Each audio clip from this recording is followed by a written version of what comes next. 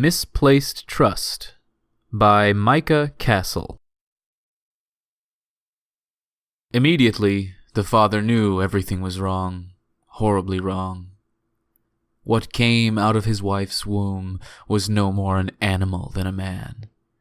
It slithered out into his hands without restraint, as if its bones could change shape and form.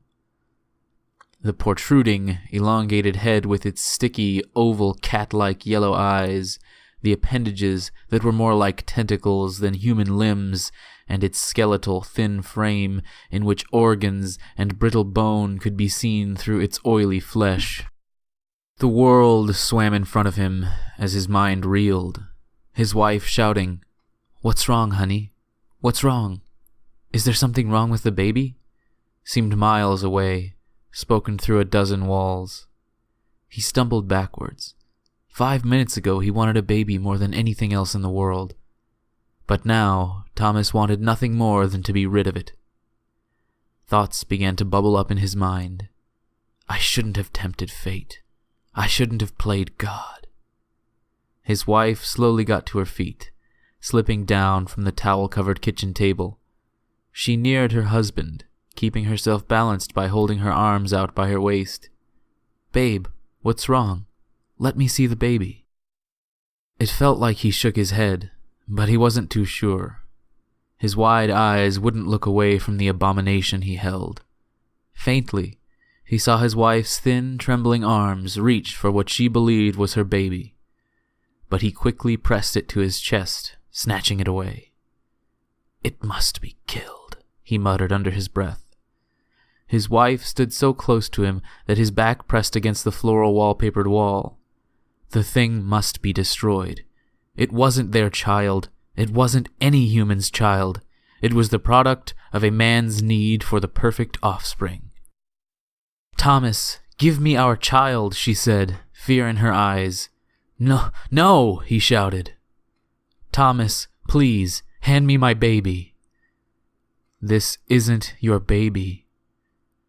"It's not anyone's baby." "I'm so sorry," he began to say. But his words were interrupted when his wife lurched for the baby. He twisted his body out of the way, feeling her hands graze his shoulder, but the creature slipped from his grasp.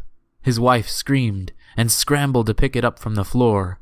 It had to be done, not for him, but for the world. While his wife leaned over, accepting the monstrosity into her arms, Thomas removed the steel meat tenderizer from the kitchen drawer. He stood behind her and smashed the tenderizer against the back of her skull, her body dropping to the floor. The thing fell from her arms and slid out from underneath her. "It must be done. Has to be done," he said as he staggered past the unconscious body, knelt down and picked the thing up. He moved down the hallway into the foyer. "I'm so sorry. So very sorry." He spoke words that only he could hear. Tears streamed down his face. Saliva dripped from his mouth, while mucus oozed out his nose.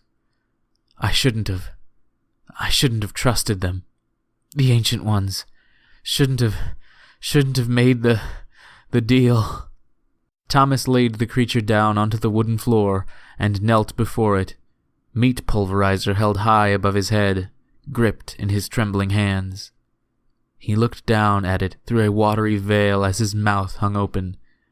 Nothing but one maddening thought filled his mind. It was destroyed with one swing.